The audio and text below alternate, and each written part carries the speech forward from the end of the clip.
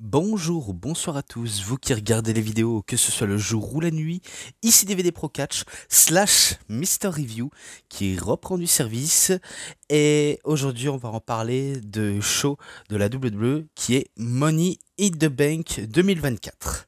Oui, ça commence directement fort avec ce show Money in the Bank en sachant que demain, enfin normalement c'est aujourd'hui mais demain il faut que je regarde pour faire une review sur Heatwave, qui aura lieu toujours au Canada, et auquel, aujourd'hui, c'est que Money in the Bank, auquel j'ai pas trop d'avis sur ce show, à vrai dire, j'en ai aucune, je sais pas s'il est bon, mauvais, et j'en passe des choses, si ce n'est que je l'ai quand même regardé tôt au matin, et auquel, quand j'ai aussi regardé la carte, je me suis dit, ah bon, 5.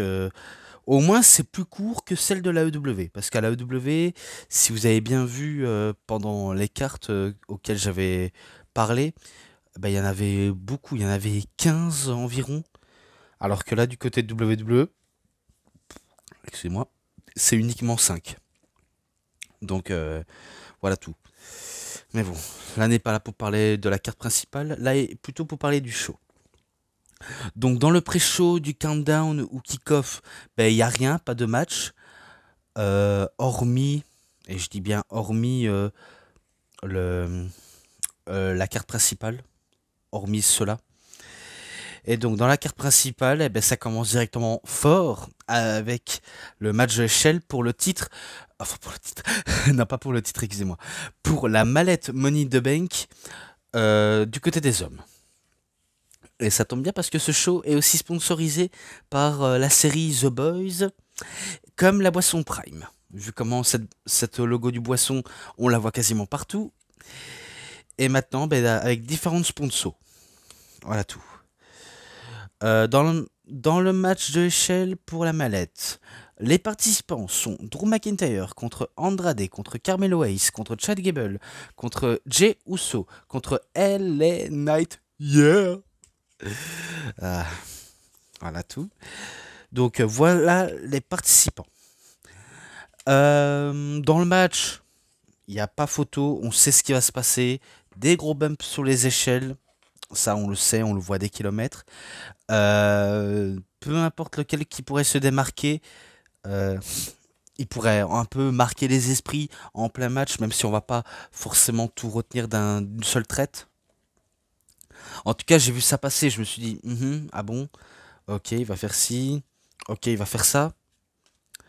Euh, Ellen Knight qui est ovationné comme jamais, même si je trouve que Ellen Knight, je sais pas ce que cherche la EW avec Ellen Knight, mais j'ai l'impression qu'il cherche à tuer la hype de Ellen Knight.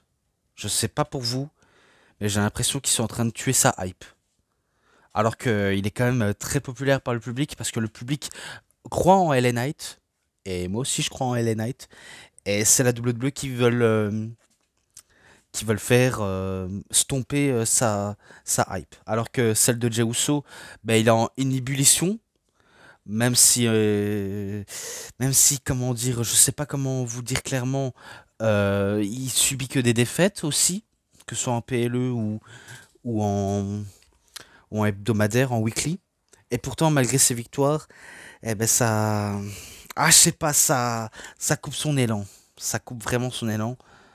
Que ce soit pour LA Knight ou Jey Uso, ça ralentit au fur et à mesure. Alors que c'est pas le truc auquel j'attends. Et dire que ce sont eux les favoris, hein, et dire que ce sont LA Knight et Jey Uso les favoris, peu importe des deux qui remporteront la mallette, eh ben, excusez-moi, je pense que j'ai un petit problème, donc je dois couper en attendant. Bon, je repoursuis, notamment avec ce match-là. Je disais que par rapport à qui seraient les favoris, ça aurait été plus logique que l'un des favoris pourrait remporter la mallette.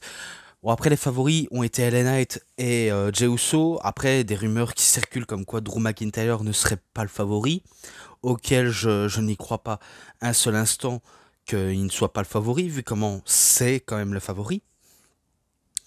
alors que les autres, que ce soit Carmelo Hayes, il n'est pas encore favori parce que là, comment il vient d'arriver dans le roster. Chad Gable, vu comment il a la Wyatt Six à ses trousses qui veulent lui faire la peau pour être méchant envers sa entre guillemets famille, alors que c'est pas sa famille, c'est plutôt son équipe auquel il cherche à les motiver, mais il les tyrannise jusqu'à à les faire craquer. Et, et en parlant de la Wyatt Six, bien sûr, ils font un sacré carnage, vu comment leurs débuts ont été marqués par une série de meurtres qu'il y a eu en coulisses. Parce que dans le coulisses, c'était l'anarchie, c'était le chaos, tout le monde est mort. Bizarrement, tout le monde est mort. Même si c'est pas vrai, il n'y a pas eu réellement de mort. Mais pour marquer le coup, ils montrent à quel point ce sont des menaces. Et du coup, on a vu Chad Gable qui était par terre, à moitié mort. Et du coup, tous les gens ont cru qu'il était mort et finalement, non, il est toujours vivant. Et malgré qu'il soit toujours vivant, il est traumatisé par les événements suite à Wyatt Six. Donc les Wyatt Six, je peux le répéter. Oncle Audi, c'est Bo Dallas, ça on le sait. Sister Abigail, la poupée, c'est Nikki Cross. Le lapin, c'est Eric Rowan. Le cochon, Joe Gacy. Et le vautour, Dexter Lumis. Et pour terminer, l'urne, c'est l'esprit de Bray Wyatt. L'urne. Non, la luterne, pardonnez-moi. La luterne, c'est l'esprit de Bray Wyatt. Parce que Bray Wyatt est en eux. Bon, après, il y en a qui vont dire ils sont que 5 alors qu'il en manque un seul. Et finalement, le sixième, c'est l'esprit de Bray Wyatt. Mais aussi, le nom Wyatt Six, ça veut dire aussi, entre guillemets, les malades de Bray Wyatt. Donc les fous dangereux, les marionnettes, malades mentaux, ce que vous voulez comme nom. Voilà ce que je pouvais en dire. Bon, après, vous êtes libre ou pas me croire. Pourtant, il faut bien chercher. Après, si vous adorez le côté spooky, le côté horrifique, ce sera fait pour vous. Ce sera fait pour vous. Et quant à moi, je suis pas non plus un très grand fan de l'horrifique. Mais quand c'est bien amené, c'est bien amené. Après, est-ce que je suis fan ou pas? C'est rare que je suis fan, parce que je suis pas toujours très très fan de ça, malheureusement. Bon, j'ai pas besoin de citer tout ce qu'il y a dans le match, vu comment il y a eu tout des tas de spots. Dangereux avec les échelles, c'est tout ce que je peux vous dire. Il y en a qui vous le diront en profondeur, mais moi personnellement ça me fatigue rien qu'à en parler. Et pour ça je dois aller à l'essentiel. Alors que Jey Uso était seul pour remporter la mallette, j'ai cru que ce serait lui qui pourrait la décrocher. Finalement, Drew McIntyre arrive pour lui couper l'élan à Jey Uso et faire son ultime Claymore Kick pour que ce dernier va choper la mallette du haut de l'échelle. Et c'est lui, Mr. Money in the Bank. Oui. Donc c'est Drew McIntyre, le détenteur de la mallette. Est-ce qu'il va le tenter dans un autre PLE PPV? Ou alors est-ce qu'il va faire le soir même? C'est la question auquel on va voir aujourd'hui. Et auquel je vais en parler. Donc voilà tout. Victoire de Drew McIntyre, je passe à la suite, parce qu'après le reste, il n'y a que des pubs, des sponsorisés par la série The Boys, avec comme à l'affiche le Homelander. Oui, parce que vu comment j'avais vu cette affiche et aussi l'image avec Cody Rhodes qui voudrait, on va dire, qu'on parle de quoi avec Homelander. Bon, après, pour certains, le Homelander, c'est Cody Rhodes. Vu comment je pense que Cody Rhodes il s'est beaucoup inspiré du personnage Homelander, hein, parce que ça se voit. Bon, après, du fait qu'il n'est pas aussi fou que le Homelander, ça m'arrange mieux, parce que Homelander c'est un vrai taré mental là. Bon, dans la série, hein, dans la série. Hein. Je dis bien dans la série, comme dans les comics, bien sûr, parce que il n'y a pas que la série, même les comics. Ah, ça c'est encore un autre sujet. Mais bon, je pense que j'ai assez tout dit. Et on poursuit, bien sûr, avec le match pour le titre intercontinental de la WWE entre Sami Zayn contre la nouvelle sensation du moment, Bron Breakker. Alors, que dire de choses sur Bron Breakker, si ce n'est que c'est un peu son premier match en PLE dans le roster principal. Tout ce que je sais, c'est que c'est un gars auquel il est frustré de n'a pas avoir eu une chance, que ce soit pour le tournoi de King of the Ring. Et du coup, il décide de faire un peu à sa tête en démolissant tout le monde, en déglinguant au passage Ricochet pour le faire quitter la WWE, en, en détruisant Ilya Dragunov, et surtout pour défier Sami Zayn. Et vu comment il a attiré la curiosité et l'attention de Sami, il va pas passer par là, il va vraiment pas passer à côté pour... je disais pas passer par là. Enfin, si, il va passer par ici pour aller justement par là, pour le défier Bron Breakker. Je sais pas si j'ai été clair, mais je l'ai dit. Et c'est vrai que c'est très compliqué pour moi quand je joue avec les mots, hein, parce que c'est vrai quand je joue avec les mots, je m'y perds. Bon, après, je suis pas quelqu'un qui sait bien causer sur tous les points, mais au moins j'ai essayé. Donc, certes, Bron, on disait de lui qu'il a reçu une amende, qu'il mérite une punition, et pourtant, malgré qu'il reçoit une amende et une punition, il continue à tout de même à faire sa loi. Donc, comme quoi, les general managers, tels que du côté d'Euro, c'est de la compétence. Et que, bon, après, pour Sami, il a la responsabilité, c'est le champion, il peut défier son titre n'importe où, n'importe quand, et surtout comme quelqu'un comme Bron Breakker. Bien sûr, Bron Breakker, confiant, il veut devenir champion intercontinental, il tente le tout pour détruire Sami Zayn. Et d'ailleurs, en plein match, c'est ce qu'il va le faire, hein. Il va essayer de enchaîner des multiples prises sur Sami, mais Sami, il survit en plein match parce que certes, il sait que son titre est en danger, il sait qu'il est en danger et que il veut rester dans le match pour le donner de l'espoir au public. Et en plus, c'est face à son public canadien. Certes, ils n'étaient pas au Québec, mais le Canada, c'est un peu sa maison. Voilà.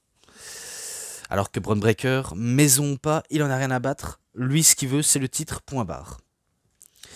Donc, il va pas avec le dos de la cuillère.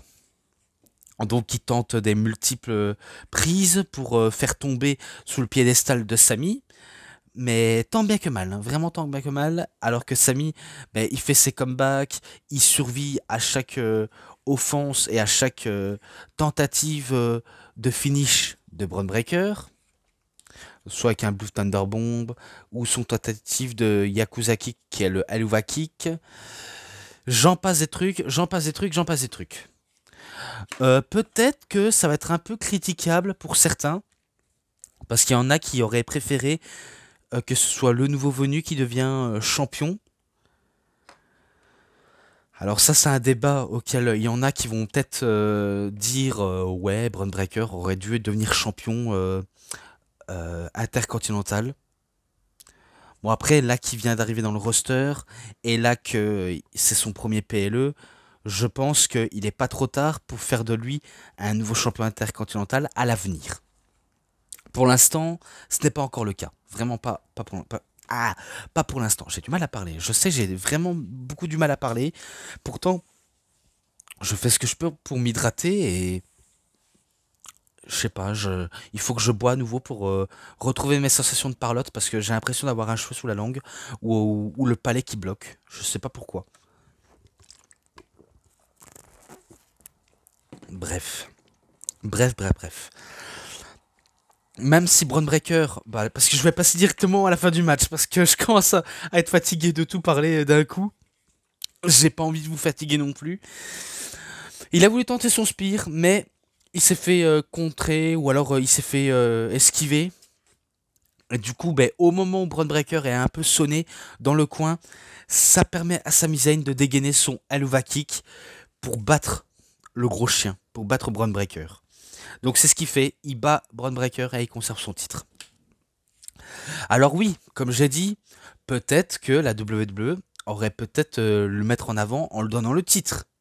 Mais pour l'instant, c'est encore trop tôt. Donc peut-être qu'il y a moyen de faire de Braun Breaker bah, une grosse menace, comme il est déjà, mais encore plus grande. Mais faire une menace encore plus grande. Parce que là, pour l'instant, c'est son premier match en PLE. Il n'est pas encore légitime au titre. Et aussi, je pense que la WWE va faire un maximum le protéger dans la défaite. Donc, faut le voir le bon côté des choses. Il y en a qui sont peut-être déçus, mais après, il y en a qui sont peut-être satisfaits. Et moi, ben, j'ai pas trop forcément d'avis, je n'ai pas de camp, si ce n'est que Braun Breaker, il a quand même bien brillé dans le match, ça, faut le noter. Et Sami Zayn, il a été le héros auquel il fait tout pour survivre. C'est tout ce que je sais. Je n'ai pas d'autre argument à dire, si ce n'est que, voilà, il a gagné, on passe à la suite. Voilà. Bon, tout d'abord, je vais recouper parce que il faut que je me reprenne une boisson pour me remettre en force, parce que sinon, ça n'ira jamais au niveau de ma parlotte. Et ça, c'est pas très jojo de ma part. Ok? Allez, à tout de suite. Voilà, je repoursuis. Et avant qu'on poursuit, j'ai cru entendre de ma part, parce que oui, j'avais dit on passait au match suivant, mais en vérité, ce ne sera pas le match suivant, c'est un segment suivant au promo micro. Vous allez voir pourquoi. Ensuite, quand j'avais coupé la vidéo, il faut savoir, c'est que non seulement j'ai pris une autre bouteille pour mieux m'hydrater, et au passage, manger un petit coup pour non seulement manger, mais avoir le temps de réfléchir aussi. Vu comment je me suis posé la question par rapport à Sami Zayn et Braun Breaker, en disant que, voilà, faut pas croire que la WWE ou encore Sami Zayn cherche à enterrer Braun Breaker. Ça, c'est loin d'être le cas, et comme je l'ai dit précédemment avant que je coupe, que la WWE fait en sorte de le protéger un maximum pour son premier match en PLE, PPV bien sûr, et auquel ben, je pense que ça va pas s'arrêter ici, je pense que ça va encore continuer. En tout cas, je l'espère. Excusez-moi si j'ai tapé un peu dans le micro. Donc, on passe pas au match suivant, mais plutôt au segment, et c'est un segment au promo micro. Vu comment on a Trish Stratus, qui est aussi la guest host du show Money the Bank, vu comment elle est aussi chez elle. Elle accueille tout le monde, elle félicite tout le monde, et en plus, elle nous accueille ben, quelqu'un qu'on connaît très très bien et auquel ben, il va en parler ce soir, enfin, dans là où ils en avaient parlé, auquel ben, elle va accueillir John Cena. Et donc John Cena arrive avec un nouveau modèle de t-shirt en rouge et bleu.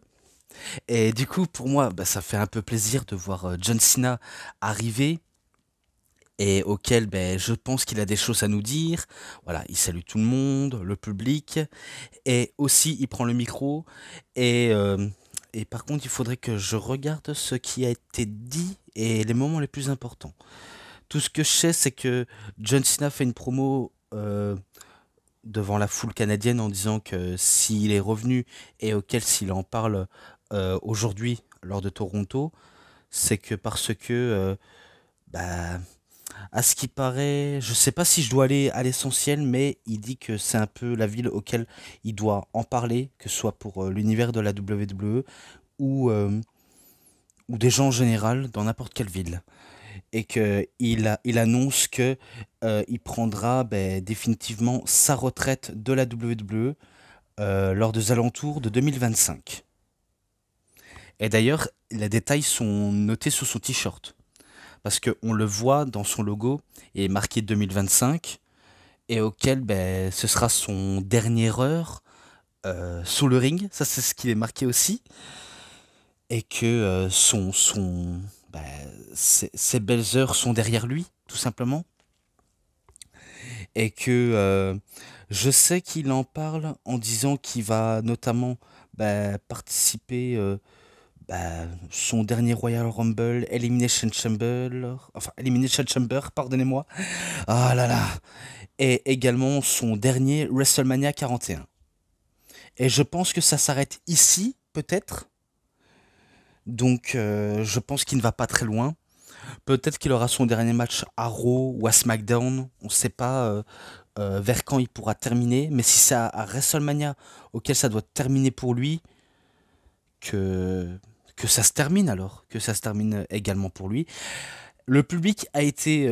Il y en a qui ont été émus et d'autres qui ont été de capitale sympathie envers lui en chantant mais merci Sina, merci Sina.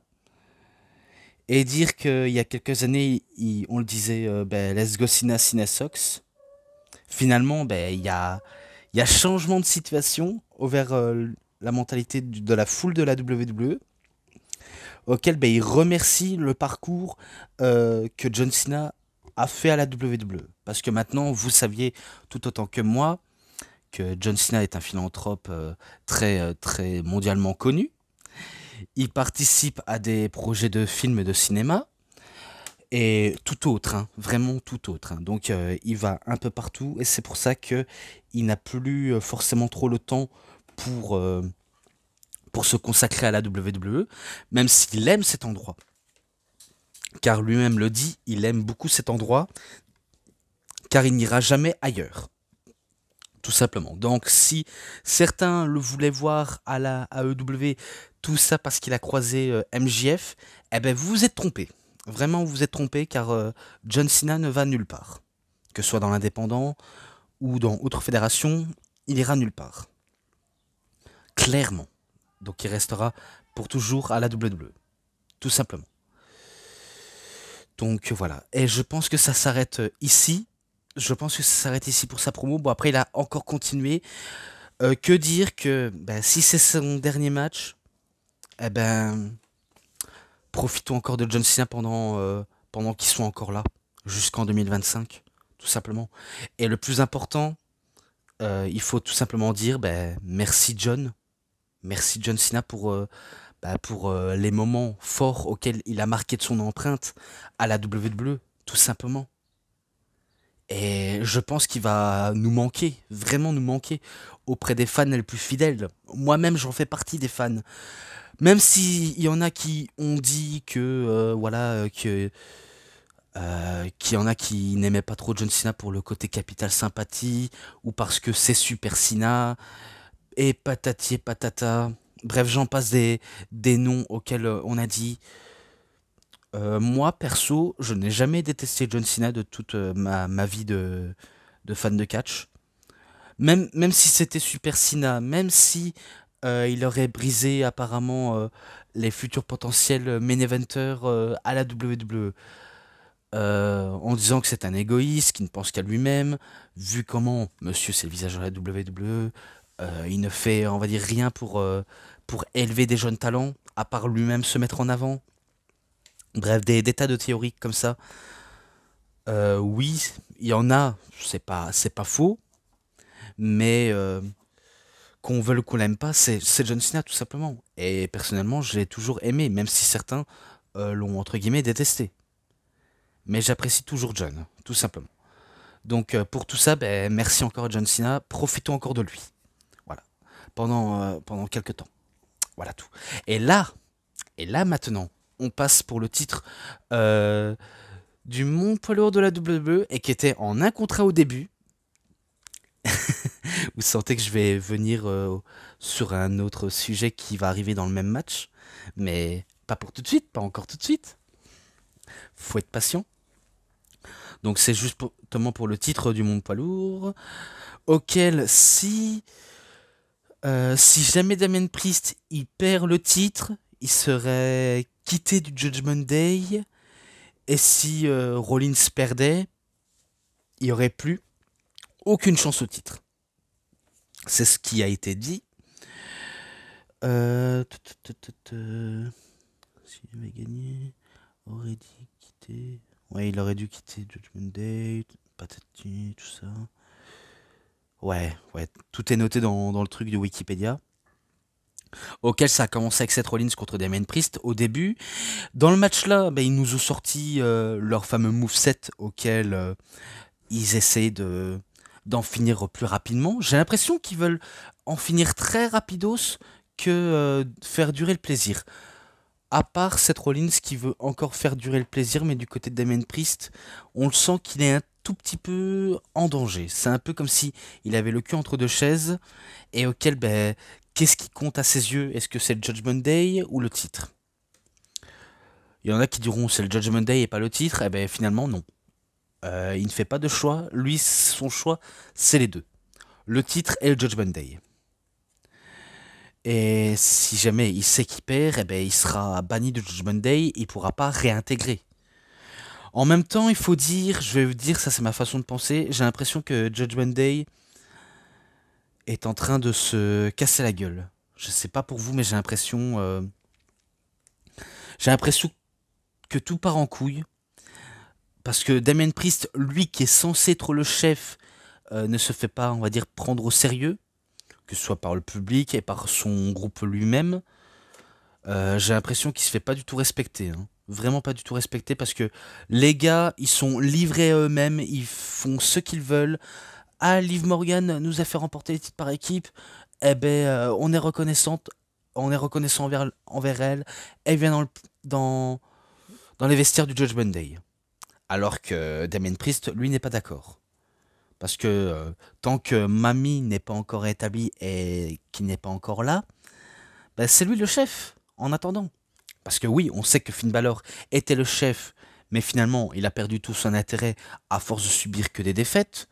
Donc pour ça, ben, il a été retiré en tant que chef. Et c'est pour ça que Rhea Ripley est la chef, alors que lui n'est plus le chef. Dire que je comprends pas la logique dans ce groupe, je sais pas pour vous, mais il y en a qui adorent Judgment Day, il y en a qui ne les aiment pas, tout simplement. Et moi, ben, je ne les comprends pas parfaitement. Mais vraiment parfaitement, pas du tout. Oh. Et en plus, en plein match, j'ai remarqué que l'un des deux n'arrêtait pas de regarder la rampe d'entrée pour Monsieur Money in the Bank, en personne qui est Drew McIntyre. Donc ils n'avaient pas arrêté de regarder la rampe d'entrée après qu'ils ont fait un spot. On regarde la rampe d'entrée, encore on regarde parce que on sait jamais, Drew McIntyre peut se comporter en véritable filou pour attaquer vicieusement ses adversaires. Et pourtant, au moment où le match s'était continué et auquel ben, je sais pas qui avait l'avantage, soit Damien Priest, soit Seth Rollins. L'un des deux. Et ben, au moment où je pense qu'ils sont à terre, quand ils sont vraiment à terre, et ben, c'est là où la musique de Drew McIntyre retentit et commence à arriver avec la mallette Money in the Bank. Oui, on va dire un genre de remake de WrestleMania 31 entre Seth Rollins, Brock Lesnar et Roman Reigns. Mais qui ne va pas se passer correctement, qui ne va pas bien se passer. Parce que tout ce que je sais, Drew McIntyre demande à l'arbitre de cash-in sa mallette, car il veut la cash-in tout de suite, et il veut pas perdre de temps. Donc il veut enchaîner un futur choc DDT sur Seth Rollins. Donc bien sûr, vous avez compris, ce match-là devient un triple threat. Au départ, c'était 1 contre 1, maintenant un match à 3. Chacun pour soi. Vraiment, vraiment, il perd pas de temps, il veut dégainer son futur choc DDT, Claymore Kick, mais ça ne passe pas. Ça s'enchaîne, ça s'enchaîne, ça s'enchaîne. Et auquel ben, ça ne passe vraiment clairement pas.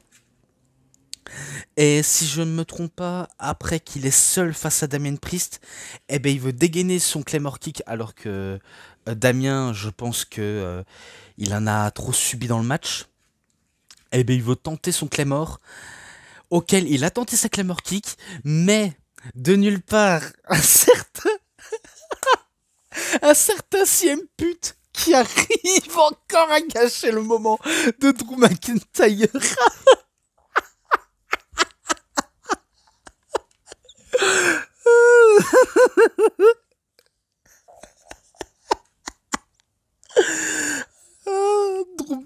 Drew McIntyre se fait encore attaquer par CM Punk. Et dire que lui, il n'avait pas digéré ben, sa défaite à Clash at the Castle.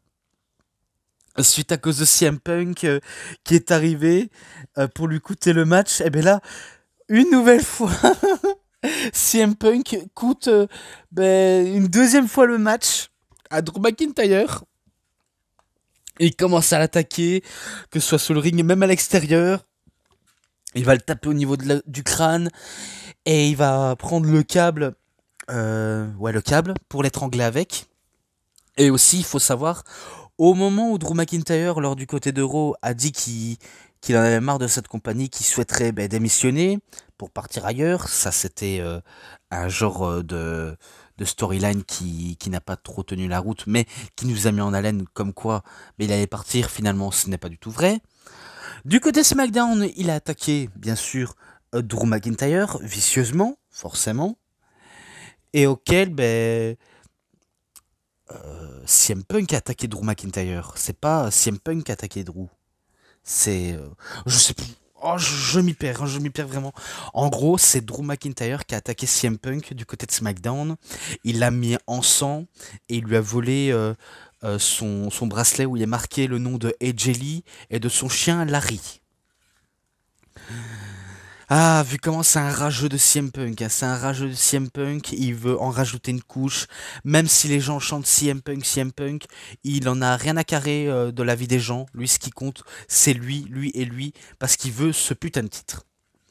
Et pourtant là ce n'est pas le cas, là il se fait vraiment allumer par CM Punk, il se fait ramener dans le ring, et là CM Punk, il commence à prendre le titre, et il va frapper le titre sur la face de Drew McIntyre. Et du coup, et du coup, ça permet à Damien Priest de enchaîner avec son Son of Evil, Chokeslam, pour la victoire.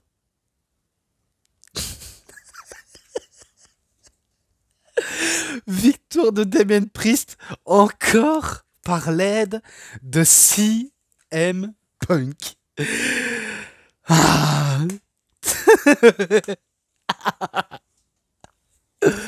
CM Punk, ça fait 3 fois qui le nique. Vraiment 3 fois qu'il le nique.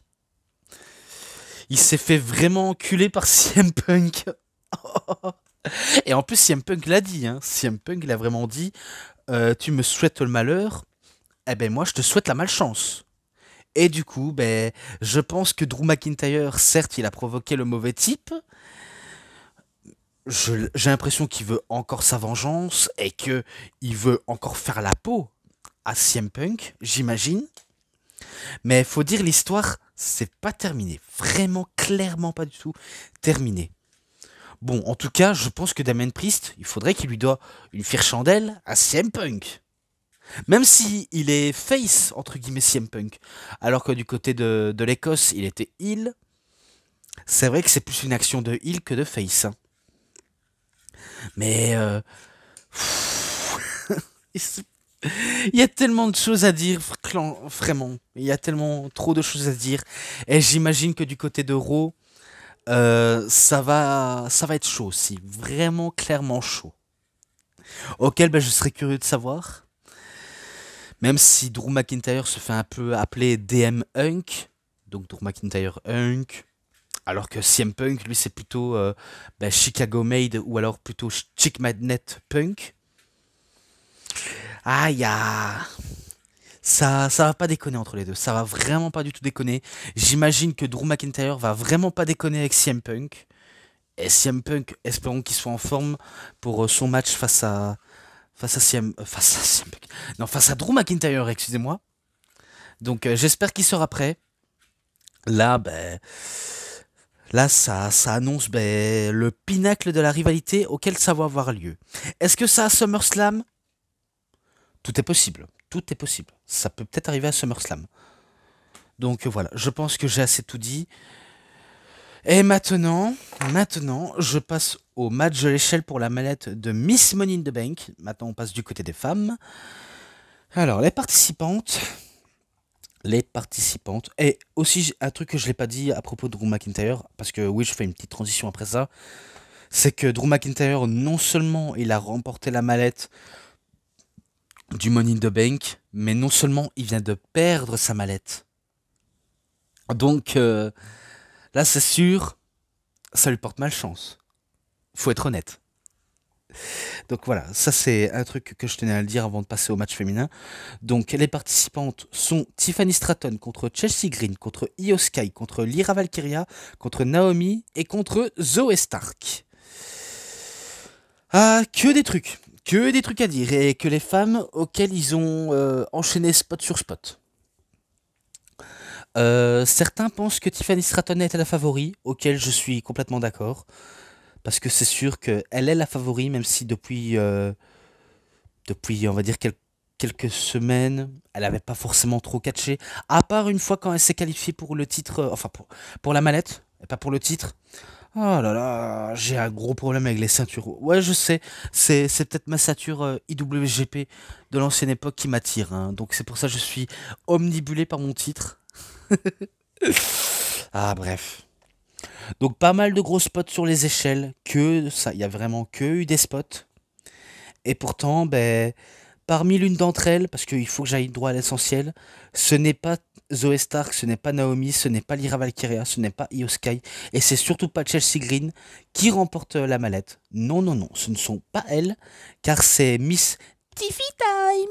C'est Miss Tiffany Stratton, la Miss Barbie en personne, la princesse Barbie, auquel elle remporte la mallette de Miss Money the Bank.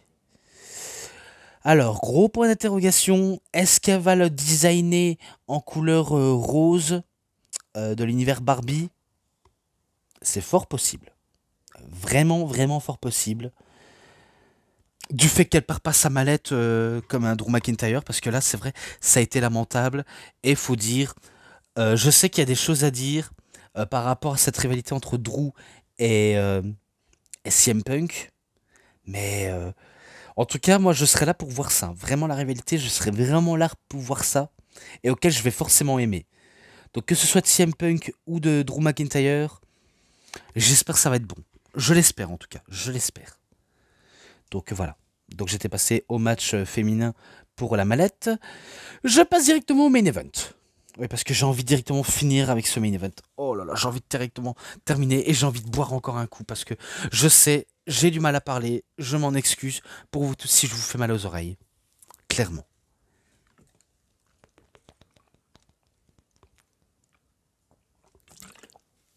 Non, j'arrêterai pas de boire, vu comment j'ai besoin de m'hydrater. Car c'est important de s'hydrater. Et faites-le, je vous encourage. Alors, le main event. La Bloodline 2.0. Donc, équipe composée de Solo Sikoa, Jacob Fatu et Tamatonga, accompagné par Tongaloa, contre l'équipe des Babyface, The Nightmare Keo, on peut appeler ça comme ça, The American Nightmare Keo. Non, on va dire uniquement l'équipe des Babyface, c'est plus simple. Cody Rhodes, Randy Orton et Kevin Owens. Voilà tout. Alors, toute l'histoire peut être résolue, hein, peut être tout dit aussi. Solo Sikoa, depuis la fin de WrestleMania 40, veut prendre les pouvoirs, veut prendre les devants en tant que nouveau chef de tribu. Le nouveau chef de table, si vous préférez. Et que par entre-temps, il s'est acharné sur son grand frère, donc Jimmy Uso, auquel ça a provoqué les débuts de Tamatonga, et auquel il avait besoin d'un autre homme de main et pas Jimmy Uso.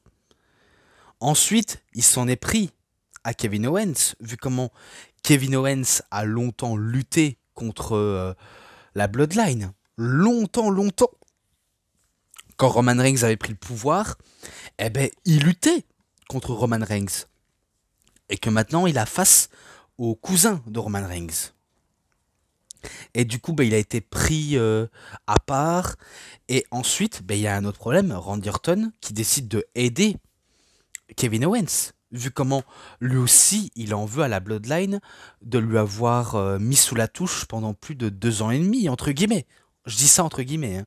Vu comment on sait que Randy Orton a été blessé au niveau du dos, très gravement même, et auquel on a tous cru qu'il n'allait pas revenir, et finalement, miraculeusement, il est revenu, et auquel il veut régler ses problèmes avec la Bloodline, clairement, il veut régler ses problèmes. Et aussi, ben, il y a Cody Rhodes. Il y a Cody Rhodes qui a réussi à lui tout seul de créer l'exploit de battre Roman Reigns. Lui qui était une sacrée menace pour le roster tout entière. C'est lui qui arrive à terrasser Roman Reigns pour devenir le champion incontesté universel de la WWE. Et du coup après quelques mois, ben, il a été pris pour cible par Solo et auquel ben, il doit régler ses problèmes avec lui, que ce soit avec Randy Orton et Kevin Owens contre la Bloodline. Et du coup, ça a été dit. Et il y a un truc que je vous ai pas tout dit. On sait que du côté de Backlash en France, on a eu le début, ou entre guillemets le retour, de Camacho, donc de Tonga Loa. Parce que ce que je ne savais pas, c'est que Camacho, c'était Tonga Loa. Donc il a fait, entre guillemets, ses débuts ou retours, appelez ça comme vous voulez, et auquel ben, il décide de rejoindre la Bloodline. Et après, quelques mois, eh ben, c'est Jacob Fatou qui arrive, qui fait un carnage, et qui commence ben, à mettre à la manque les babyface, et auquel ben, un nouveau membre dans la Bloodline. Et j'ai vu le segment SmackDown pour la reconnaissance de Solo Sikoa, auquel ben, les trois autres sont ralliés à sa cause, sauf le Wise Man, l'homme sage, Polyman. Et pourtant, on sentait que Polyman, je sens qu'il savait qu'il allait se faire trahir. On le savait parce que le pauvre, il était tellement pas bien. Déjà, il était déjà pas bien aux côtés de Tamatonga et Tongaloa, et que Solo le mettait dans un état inconfortable. Parce que Solo, il est persuadé d'être le chef de tribu, pas de manière officiellement, malheureusement. Et pour Polyman, il trouve ça injuste que Solo soit directement à la tête de la table. Il trouve ça limite injuste. Et auquel il demandait des explications de comment ça se fait qu'il est à la tête de la table, alors que selon lui, c'est plutôt les ordres de Roman Reigns qui doivent valider ce proverbe, enfin ce prophète. Et du coup, t'as Solo qui dit tout simplement que Roman Reigns lui a ordonné de devenir le chef de tribu, il m'a ordonné l'ordre, et que après, il lui dit que Roman Reigns ne reviendra plus jamais. Donc ça veut tout dire, vraiment tout dire. Non seulement il pompe tout à Roman Reigns, les promos, la manière de catcher, donc le spear et le triple powerbomb quand il était dans The Shield. La catchphrase, comme j'ai dit, acknowledge me. Donc il a pompé tout à Roman Reigns, même le fameux collier en forme de piment. Je ne sais plus comment ça s'appelle malheureusement, je ne sais plus comment ça s'appelle, mais il a tout pris à Roman Reigns. Et là, on sentait que Polyman, il savait qu'il allait se faire trahir, et du coup, il s'est dit, j'ai plus rien à perdre, moi je ne changerai pas de camp. Je préfère Roman Reigns parce que c'est mon chef de tribu. Et du coup, il s'en est emporté en disant qu'il n'est pas son chef de tribu. Et dans un état tellement, tellement triste à voir Polyman. Parce que, faut dire, ça se voyait qu'il était pas bien, il devenait tout blanc. Euh, ses yeux commençaient à devenir tout rouges à force de pleurer. Donc, on dirait qu'il est en état de dépression. Tu le vois, tu as mal au cœur de voir ça. Clairement, tu as vraiment mal au cœur. Et du coup, dans un état de crise, en disant, vas-y, achève-moi. J'ai plus rien à perdre, achève-moi. Et du coup, il fait son Samoan Spike.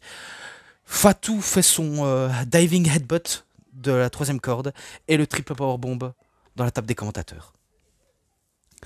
Et par la suite, ça provoque la rivalité entre les babyface contre la Bloodline, auquel ça a eu lieu. Je sais que Cody Rhodes a commencé la rencontre face à Tamatonga. En même temps, c'est un peu logique. Ils ont tous les deux été dans le Bullet Club, même Tonga Loa. Donc forcément, clin d'œil. Voilà, pour ceux qui ont suivi le Japon. Ou peut-être pas d'ailleurs, mais ça dépend vos goûts. Ça s'est enchaîné des grosses prises, que ce soit des côtés. Il y a Il n'y a pas forcément trop de choses à raconter, ce n'est des changements rapides. Et quand c'est Cody Rhodes, ben, bien sûr, la full pop. Et quand c'est Randy Orton aussi, Kevin Owens également. Et grosse hit quand c'est la Bloodline qui domine. Il faut vraiment le voir. Parce que la Bloodline commence à se faire huer. Huer. Non, pas huer. Huer par le public. Parce que tout simplement, ils ont pris la place de Roman Reigns, enfin, ils ont volé la place de Roman Reigns, ils ont détruit Jimmy Uso. Entre guillemets, ben, Solo, il a aussi trahi son autre frère Jey Uso. Voilà, au passage. Et surtout, ben, l'homme sage de la famille, Roman Reigns. Roman Reigns. Paul Heyman, pardonnez-moi. Paul Heyman. Parce que même si Roman Reigns, parce que il faut savoir, c'est depuis une semaine, je crois, ou 2 semaines. Il faut savoir, c'est que Roman Reigns, ben, il a perdu son papa.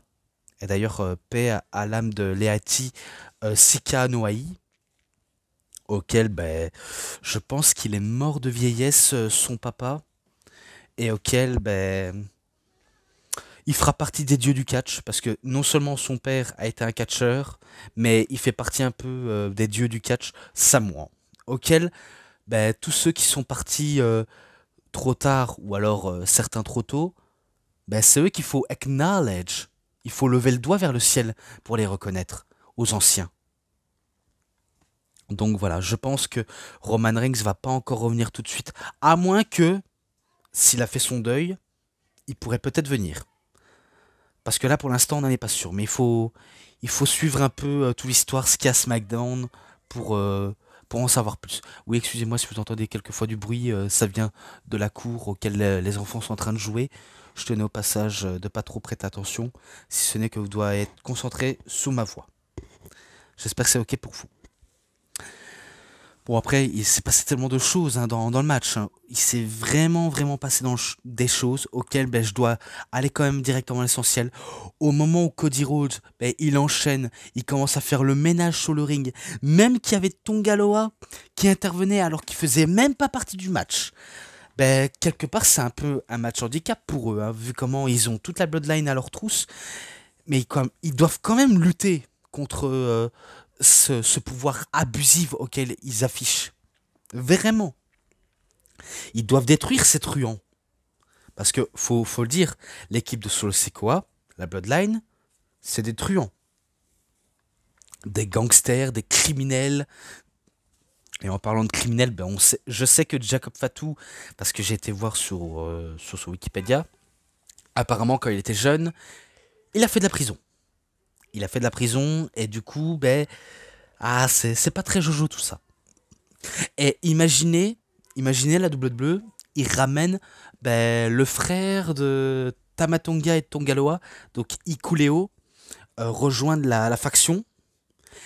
Et aussi, imaginez aussi qu'il ramène euh, Zilla Fatou, encore un cousin des Usos et de Roman Reigns, qui est le fils de Umaga. Imaginez ça.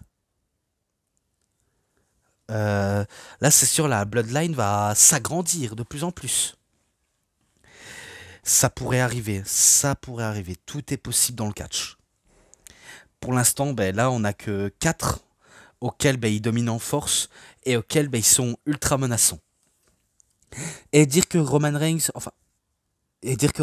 lorsqu'il va revenir, j'imagine que lorsqu'il va arriver, tout le monde va l'accueillir le doigt vers le ciel, un signe de reconnaissance auquel il nous a terriblement manqué, alors que certains l'avaient craché pendant des années. Il faut le rappeler. Il faut le rappeler l'histoire. Quand il avait pris le pouvoir en tant que chef de tribu, tout le monde le crachait dessus, tout le monde ben, le détestait. Après, il y avait eu des moments auxquels les gens ne pouvaient pas passer à côté, à quel point on doit le reconnaître en tant que chef de tribu. Et auquel certains l'ont reconnu. Même moi, je l'ai reconnu. Pourquoi? Parce que j'ai toujours aimé Roman Reigns. C'est comme John Cena, je l'ai toujours adoré Roman Reigns. Dans les moments difficiles, comme dans les moments les plus attachants. C'est tout ce que je peux dire. Bon, après, que vous soyez d'accord ou pas avec moi, c'est mon avis. Un avis personnel auquel j'y tiens beaucoup. Donc, dans le match là, j'avais dit que Cody Rhodes avait dominer quasiment la rencontre, enfin au climax de la rencontre, parce que au moment où il était prêt à enchaîner son Crossroads, je crois qu'il avait enchaîné son Crossroads sur Jacob Fatou, je pense, ou Tamatonga, je ne sais plus. Alors que du côté de Randy Orton et Kevin Owens, eux, ils s'enchaînaient à faire le ménage avec des KO Stunner, des RKO, j'en passe des prises. Mais c'est Cody Rhodes qui avait enchaîné deux Crossroads jusqu'à ce qu'il se fait couper dans l'élan par Solo Sikoa, auquel il a utilisé son spike, et que par la suite, il demande à Jacob Fatou de faire sa prise, pour que euh, par la suite, il va utiliser à nouveau son Samoan Spike, son ultime Samoan Spike, dans la gorge de Cody Rhodes, et auquel il demande à Jacob Fatou de ramener l'arbitre pour valider le tombé, auquel c'est malheureusement le cas. C'est la Bloodline 2.0 qui battent l'équipe des gentils de Cody Rhodes, de Randy Orton et de Kevin Owens. Donc oui, Solo n'est pas prêt à s'arrêter ici.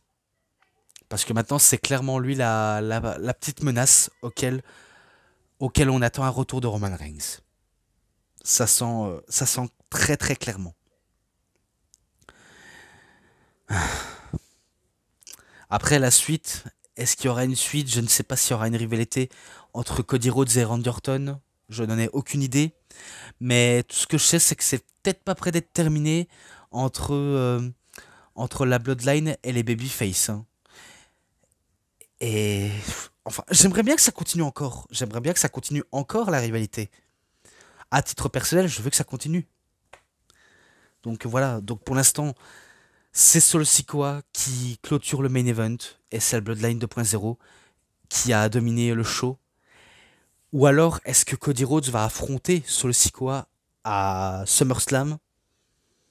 Je pourrais pas trop vous dire, mais il y en a qui préfèrent en parler à ce sujet-là. Mais pour l'instant, je n'ai pas de réponse concrète. Et dire que le 5 octobre, si j'ai bien compris, il va avoir le show Bad Blood. L'ancien show d'AEW qui est en train de revivre. Bad Blood. Auquel, on verra bien. On verra bien tout ce qui va arriver pendant les prochaines semaines. Et pour l'instant, je décide de m'arrêter ici, tout simplement. Donc voilà comment se clôture Money in the Bank, le PPV-PLE 2024. Je pense que ça aura été bon pour vous, car moi, ça l'a été un petit peu. Bon, je ne sais pas vous dire si le show était bon, s'il était mauvais, s'il était décevant ou moyen. On peut dire qu'il était bien. Ouais, je vais dire qu'il était bien. Je vais pas dire qu'il était mauvais. Après, je dis pas ça de manière ironique, je dis pas ça de manière ouais, je m'en fous. Je dis pas ça moi. Moi, je vais dire que je l'ai trouvé bien dans l'ensemble. Bon, après, il y en a qui diront ouais, c'est pas encore parfait, il manque des tas de choses, des tas de trucs. Mais ça, on s'en fout clairement. Donc moi, je décide de m'arrêter ici et auquel, j'espère que ça vous aura plu. Donc, c'est tout pour cette vidéo de review. C'était DVD Pro Catch / Mister Review. J'espère que ça vous aura énormément bien plu. Et si vous avez bien aimé cette vidéo, vous savez ce qu'il vous reste à faire. Likez la vidéo, commentez, partagez, abonnez-vous à ma chaîne et cliquez sur la petite cloche pour avoir plus des notifications et des prochaines vidéos. Et moi, comme d'habitude, vous savez la suite. Je vous dis bonne journée, bonne soirée à tous. Au revoir tout le monde pour une prochaine vidéo. A plus à tous les fans de catch. Allez, bye bye tout le monde.